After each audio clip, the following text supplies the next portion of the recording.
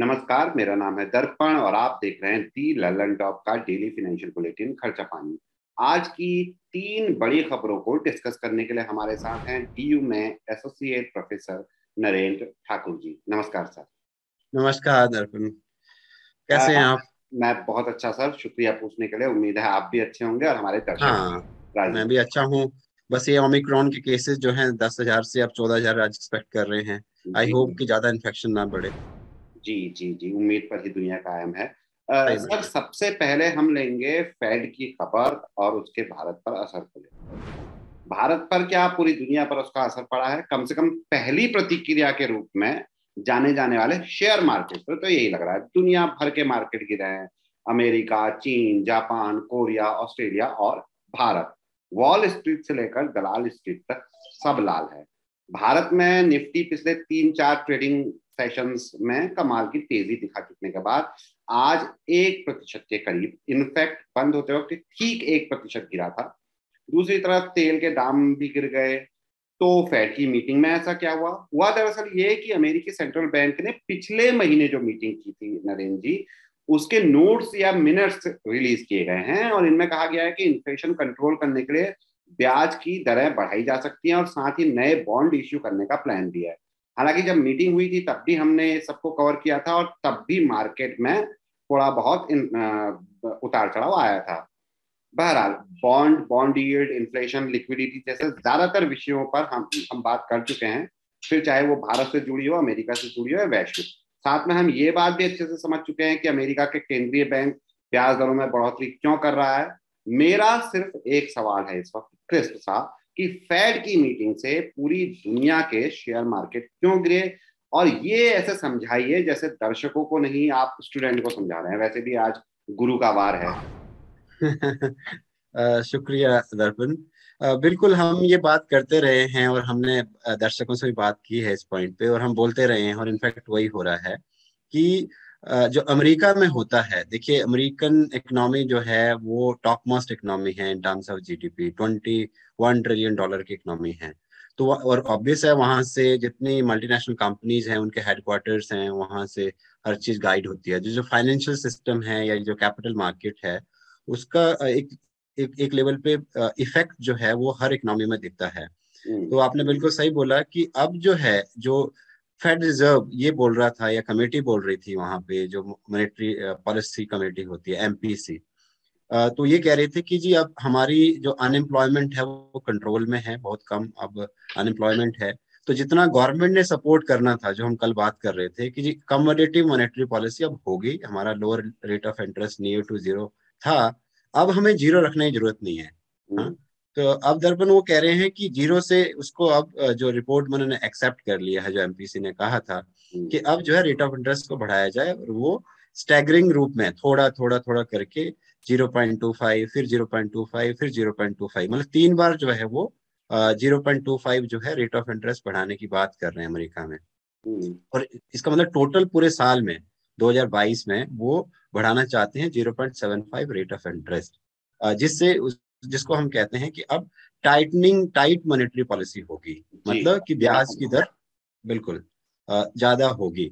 तो जैसे ही ब्याज की दर की ये संभावना बनी, क्योंकि देखिए संभावना पे ही स्टॉक मार्केट चलती है, ये हमें मालूम है। ये स्टॉक मतलब ये व्यूअर्स को भी पता है, दर्शकों को भी पता है, और इन्वेस्टर्स को भी पता है, सबको पता है बात। हम्म। तो और अमेरिका जो है भाई, टॉप मोस्ट डॉलर जो है वो करेंसी है, इंटरनेशनल करेंसी है, उसमें एक्सचेंज होता है। तो उनको यदि ये एक्सपेक्टेशन होती है कि जी 0.75 रेट ऑफ इंटरेस्ट इन्वेस्टर्स को लगता है वहां मिलेगा हमें, तो हम्म। फिर वो क्या करते हैं कि यहाँ से आउटफ्लो होता है, चाहे वो एशियन मार्केट से भी या इंडियन मार्केट से भी वो लोग अमेरिकन मार्केट की तरफ जाते हैं। तो वही हुआ है आज। यदि सेंसेक्स में देख रहा था 4 बजे, और इवन निफ्टी वो 1% डिक्लाइन है आज।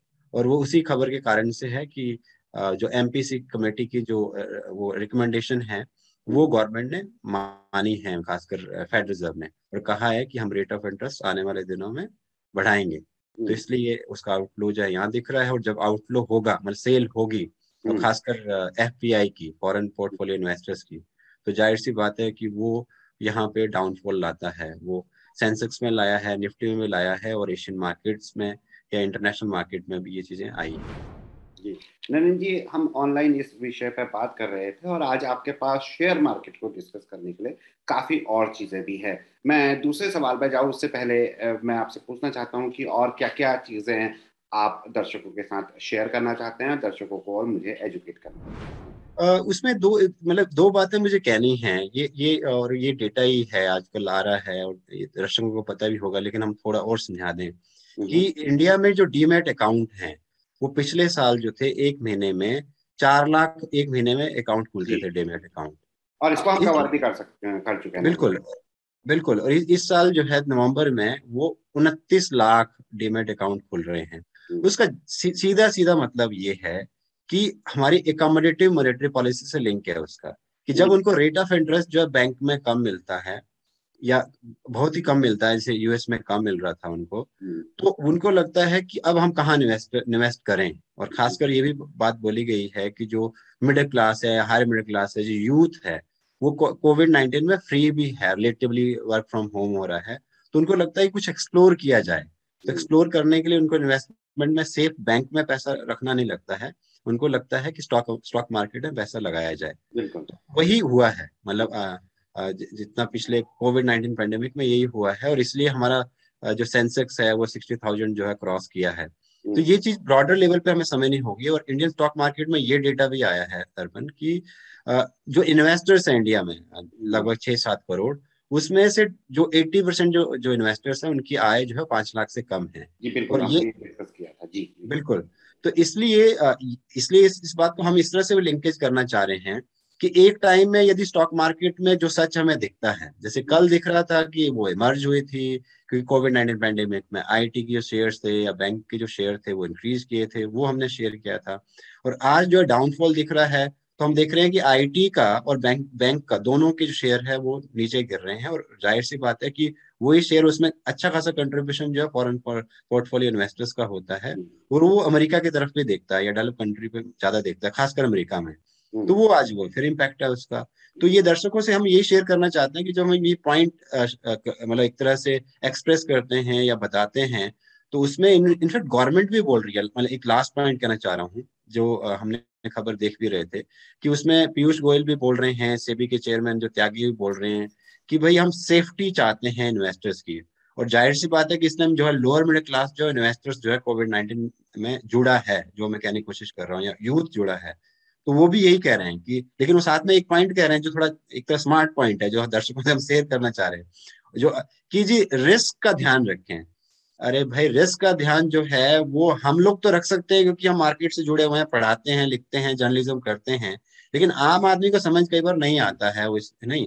तो इसलिए हम एजुकेट करते रहते हैं, खर्चा पाने का अल्टीमेटली मकसद भी यही है हम लोगों का, ये समझाना। तो वो रेगुलेटर की जिम्मेदारी जितनी है, एज ए कॉन्शियस सिटीजन हमारी भी जिम्मेदारी है, इसलिए हम लोग भी शेयर करते रहते हैं। तो दर्शक हमारे से बने रहें और समझें, और कभी इन चीजों को प्रैक्टिकली जेन्युइन सच्चाई के रूप में लें। और कभी वो दुख वाली रिपोर्ट भी होती है, कई बार जो सुख वाली रिपोर्ट भी होती है। जैसे कल जो है सुख वाली रिपोर्ट थी कि जी 60,000 क्रॉस कर गया था सेंसेक्स, आज जो है वो डाउन हो गया 1%। तो इन चीजों को कॉम्प्रिहेंसिवली कलेक्टिवली लिया जाए, एक तरह से ब्रॉडर लेवल पे लिया जाए। जैसे हम ये कहते हैं ना कि स्टॉक मार्केट जो है एक दिन के ट्रेंड से कुछ नहीं होने वाला, एक लॉन्ग टर्म इन्वेस्टमेंट होती है। तो ऐसे ही जब हमारे जो कमेंट्स होते हैं वो लॉन्ग टर्म इन्वेस्टमेंट के हैं, और उनको लॉन्ग टर्म के पर्सपेक्टिव में ही समझा जाए। बिल्कुल आपने सही कहा, और एनालॉजी उठाई जा सकती है कि शेयर मार्केट भी जीवन की तरह है जिसमें सुख भी हैं और दुख भी हैं। लॉन्ग टर्म रहेंगे तो आप जैसे जीवन में लॉन्ग टर्म रहते हैं तो आप अच्छी मेमोरीज बना पाते हैं, अच्छी चीजें कर पाते हैं, वैसे ही लॉन्ग टर्म रहेंगे तो रिटर्न भी आपको अच्छे मिलेंगे। डीमैट अकाउंट के बारे में आपने बात की। डीमैट अकाउंट कोविड के चलते और लॉकडाउन के चलते भी बहुत खुले, जैसा वो कहते हैं ना, बैठे थाले क्या करें, करना है कुछ काम शुरू करो डीमैट अकाउंट लेकर प्रभु का नाम, वो स्थितियां भी रही। बहरहाल आज की दूसरी चर्चा पर चलते हैं नरेंद्र जी, और ये जुड़ी है नौकरियों से। लेकिन नौकरियों पर स्पेसिफिकली अपनी बात और पॉजिटिव बात फोकस करने से पहले थोड़ी प्री बिल्ड कर लेते हैं, और इसके वास्ते हमारे पास इंडियन एक्सप्रेस की एक रिपोर्ट है जिसके अनुसार एविएशन, हेल्थ केयर और रिटेल से लेकर बैंकिंग और इंटरटेनमेंट तक हर सेक्टर स्टाफ की कमी से जूझ रहा है। नरेंद्र जी, ऐसा क्यों है और क्या ये स्टाफ क्रंच शॉर्ट टर्म? अभी तो उसका रीजन दर्पण यही लग रहा है कि सारे सेक्टर्स जो हैं वो फुल कैपेसिटी के साथ जो है ओमिक्रॉन के कारण जो है वर्क नहीं कर रहे हैं, और ये हम शेयर करते रहे हैं। उसी में ही आज इंडियन एक्सप्रेस में ये रिपोर्ट आई है और उन्होंने इंटरव्यू किया है अलग अलग सेक्टर्स का। जैसे तेहरान जी का इंटरव्यू किया है उन्होंने हेल्थ सेक्टर के बारे में, और तेहरान जी बोल रहे हैं कि अभी तो हमें स्टाफ की इतनी कमी नहीं है, लेकिन आने वाले दिनों में यदि केसेस बढ़ते हैं ओमिक्रॉन के और यदि वर्क प्रेशर बढ़ता है तो उस टाइम हमें शॉर्टेज होगी। तो एक तो ये मतलब एक तरह से हेल्थ सेक्टर के बारे में वो ये कह रहे हैं। सिमिलरली वो ये कह रहे हैं कि एविएशन सेक्टर में भी हिट हुआ है क्योंकि कई फ्लाइट्स कैंसिल हुई हैं। तो उसमें उन्होंने डेटा दिया है कि 2800 फ्लाइट लगभग जो थी वो फ्लो कर रही थी या वो फ्लू कर रही थी एक तरह से दिसंबर दिसंबर से पहले। और अब जो है जैसे ही ओमिक्रॉन का खबर आई है तो वो फ्लाइट हो गई है 2600 अराउंड। तो मतलब 200 फ्लाइटें जो है कम कैंसिल जो हुई हैं उसका इम्पैक्ट जो सिविल एविएशन पे भी हुआ है। अ, तीसरी चीज वो ये कह रहे हैं कि एक जो है परचेजिंग मैनेजर इंडेक्स है, पीएमआई उसको बोलते हैं, जो सर्विसेज के बारे में होता है। तो उसमें ये कहा जाता है कि 50 से ऊपर होगा तो वो बहुत बढ़िया माना जाता है। इसका मतलब है कि सर्विस सेक्टर अच्छी खासी वहां पे प्रोडक्शन है, सेंटीमेंट है, कैपिटल है और जॉब्स क्रिएशन होगी। लेकिन उसमें भी कमी आई है दिसंबर में। यदि नवंबर में जो है पीएमआई इंडेक्स की वैल्यू है तो 50 से ऊपर ही, वो 58 जो है वो थी नवंबर में, लेकिन दिसंबर में हो गई है 55.5। तो यानी कि तीसरा पॉइंट वो ये कह रहे हैं उससे यदि ये नीचे डाउन जा रहा है तो भी एक प्रॉब्लम है आने वाले दिनों में, और ये रिफ्लेक्ट कर रहा है कि कहीं ना कहीं समस्या आने वाली है जॉब के लिए, क्योंकि वो इंडेक्स जो है लगभग 50 की तरफ मूव कर रहा है, 58 से 55.5 हो गया है। चौथी चीज दर्पण वो ये कह रहे हैं कि जो रेस्टोरेंट्स हैं, मतलब खासकर जो इतना बड़ा जो सेक्टर है खासकर जो कोविड में हिट हुआ है, वो 50% कैपेसिटी पे काम कर रहा है। तो जाहिर सी बात है जब, और ऐसा नहीं है कि वो सिर्फ रेस्टोरेंट सेक्टर ही काम कर रहा है, रेस्टोरेंट्स ही काम कर रहे हैं, लेकिन 50% जो ऑफिस भी जो ओपन हो रखे हैं, तो उससे भी यदि 50% यदि ओपन हो रखे हैं तो नेचुरल है कि प्रोडक्शन कम हुआ है। तो इसी के तहत मतलब इस तरह इन तरह के फीचर्स से वो कह रहे हैं कि एक लेवल पे जॉब्स का एक जो है क्राइसिस जो है वो एक तरह से दिख रहा है। और यदि ओमिक्रॉन के केसेस ऐसे बढ़े तो और जो है लॉकडाउन, या जैसे दिल्ली में जो है कर्फ्यू के बारे में बात आ ही रही है या हो ही रहा है शनिवार और इतवार को, तो वैसे ही यदि मान लीजिए और स्टेट्स में इस तरह की चीजें जो खबरें आ ही रही हैं होंगी, तो फिर प्रोडक्शन पे और या कहेंगे सप्लाई डिस्टॉर्शन ज्यादा होंगी, और एक लेवल पे कहीं ना कहीं जो मतलब पहले भी हुआ था कोविड-19 पैंडेमिक में, जॉब्स पे भी उसका इफेक्ट आएगा। नरेंद्र जी, अब आते हैं चर्चा के मुख्य पार्ट पर, पॉजिटिव पार्ट पर। वो ये कि इस वित्त वर्ष के अंतिम 3 महीनों में, यानी कि जनवरी, फरवरी, मार्च में प्राइवेट कंपनियों में जॉब की बाढ़ आने वाली है। कुछ दिनों पहले ही जी बिजनेस पर इस पर एक विस्तार पूर्वक शो भी किया गया था, और आज खबरें आ रही हैं कि 9% से ज्यादा हायरिंग पिछले क्वार्टर की तुलना में इस क्वार्टर में होने वाली है। हालांकि अगर पिछली रिपोर्ट के साथ इसको जोड़कर देखें तो स्टाफ क्रंच है एविएशन, हेल्थ केयर और रिटेल से लेकर बैंकिंग और एंटरटेनमेंट में, और हायरिंग सबसे ज्यादा आईटी और एजुकेशन सेक्टर में होने वाली है। तो सवाल यह है कि क्या बेरोजगारों की जो बड़ी फौज तैयार हो गई है कोविड और अर्थव्यवस्था की खराब हालत के चलते, उन्हें अपने सीवी को अपडेट और अपलोड करना शुरू कर देना चाहिए? एक ये अच्छी खबर है और उस लेवल के दर्शक खुश भी होंगे, प्रोवाइडेड इसके कि ये रिपोर्ट्स इस तरह की आ रही हैं जो हम 4 पॉइंट्स डिस्कस किए। लेकिन ये जो रिपोर्ट बता रही है वो ये बता रही है कि बिल्कुल 9% जो है वो लास्ट क्वार्टर मतलब फोर्थ क्वार्टर में वो इंक्रीज होगा एम्प्लॉयमेंट का, और कंपनीज ये कह रही हैं। उसी में थोड़ा एलेबोरेट कर दें और दर्शक और जान सकते हैं कि जनवरी से मार्च 2022 में इस क्वार्टर में कहाँ कहाँ पे ज्यादा जॉब्स जो है, कहाँ वो सीवी भेज सकते हैं या कहाँ जो है एम्प्लॉयमेंट सर्च कर सकते हैं, खासकर यूथ के बारे में बात है ये। तो एजुकेशनल सर्विसेज जो हैं, मतलब यूनिवर्सिटीज या कॉलेजेस या कोचिंग या मतलब इस तरह के एजुकेशन जो सर्विसेज हैं या एजुकेशन फेयर्स, उसमें जो है 80% एम्प्लॉयर कह रहे हैं कि हमें लोग चाहिए होंगे। मतलब 100 में से 80% एम्प्लॉयर यही बोल रहे हैं कि एम्प्लॉयर का ये सर्वे है। और दूसरा जो टॉप मोस्ट है वो है health care and pharmaceutical sector. उसमें सीवी एक तरह से अप्लाई कर सकते हैं, या जो एजुकेटेड क्लास है वो 71% जो हैं वो ये बोल रहे हैं एम्प्लॉयर्स कि हमें लोग चाहिए आने वाले दिनों में।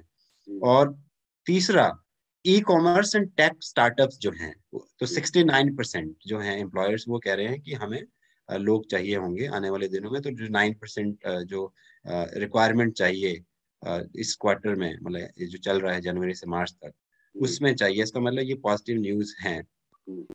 और सिटी वाइज भी उन्होंने कहा है इसमें, नॉट ओनली जो सेक्टर वाइज ये बात कही है, तो सिटी वाइज भी इस सर्वे में कहा गया है। और उसमें बेंगलोर को टॉप मोस्ट बोला गया है कि 88% जो एम्प्लॉयर्स हैं बेंगलोर के, इसका मतलब जो आईटी सिटी है उसका अच्छा खासा कंट्रीब्यूशन है। और वो ये कह रहे हैं कि सबसे मतलब 100 में से 88% जो एम्प्लॉयर्स हैं वो कह रहे हैं कि हमें लोग चाहिए होंगे आने वाले दिनों में। और उसके बाद जो है 70 से लेकर 80% जो है वो दिल्ली, हैदराबाद और पुणे और मुंबई, वो लोग बोल रहे हैं।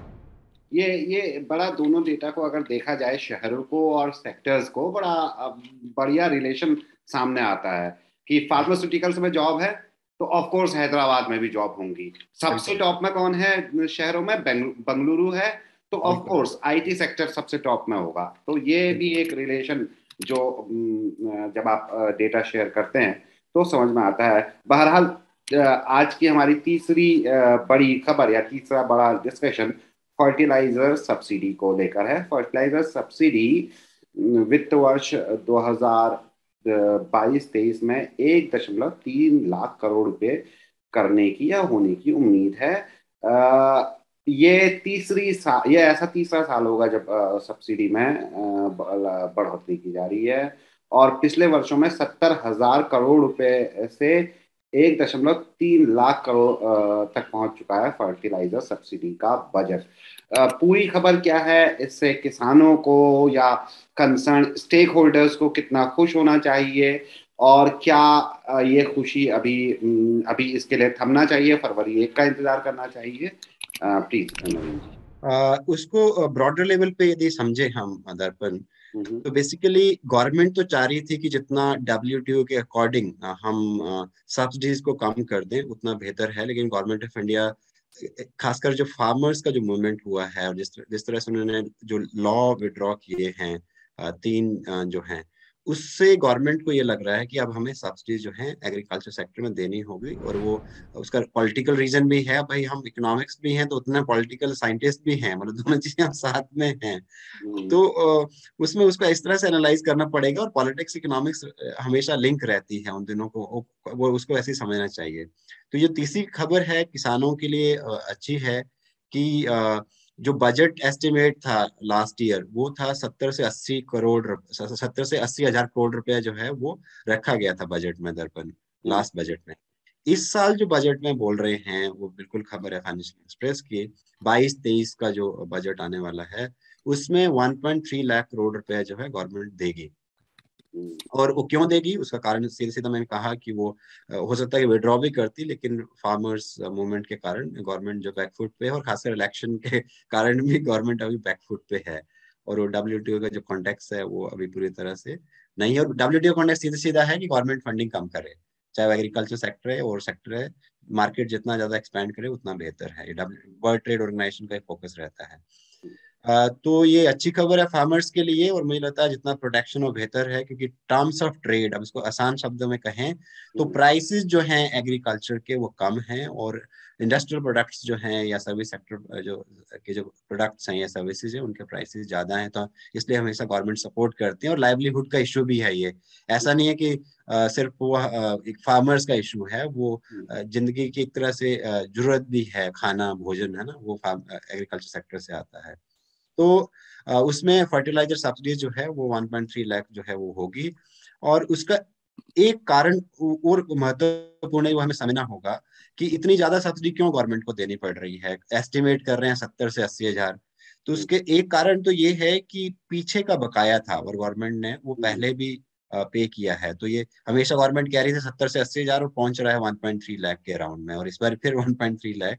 तो एक तो ये कि बकाया था, तो 65 हजार करोड़ रुपए जो था, 65 हजार करोड़ रुपए बकाया था, वो गवर्नमेंट ने इस बार दिया। लेकिन अभी बकाया नहीं होगा, लेकिन अभी दो तरह, एक तरह से जो इंटरनेशनल फर्टिलाइजर है, इंडिया इंपोर्ट करता है फर्टिलाइजर्स को, और उसमें दो चीजें हैं हमेशा। एक है फॉस्फेटिक पोटासिक है, जिसको P&K बोलते हैं, और दूसरा है डाई अमोनियम फॉस्फेट, जो DAP होता है।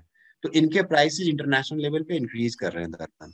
तो जाहिर सी बात है कि गवर्नमेंट को ये पता है, और इस कारण से इतना बजट तो एक्सपेक्टेड है, और ये बात सरकारी हल्के में या सिस्टम में चल रही है, और मुझे लगता है कि इसके अराउंड में ही जो फर्टिलाइजर सब्सिडी वो रहने वाली है। जी नवीन जी, तो अंत में यही निष्कर्ष निकला कि आज हमने तीन खबरें की, और तीनों ही बिटर स्वीट खबरें थी, चाहे शेयर मार्केट से जुड़ी हुई हो, चाहे वो जॉब को लेकर हो, चाहे वो फर्टिलाइजर सब्सिडी यानी एग्रीकल्चर को लेकर हो। इनमें भी जो फार्मिंग को लेकर, या जो अगले सालों से सब्सिडी दी जाए या नहीं जाए, इसके डिस्कशन को लेकर कुछ नेगेटिव चीजें भी जुड़ी है। हालांकि अन्यथा ये ब्रॉडर पर्सपेक्टिव में देखा जाए तो कम से कम प्रथम दृष्टया फेस वैल्यू पे पॉजिटिविटी है। बहुत बहुत शुक्रिया नरेंद्र जी आपका, और दर्शकों का भी शुक्रिया। देखते रहिए खर्चा।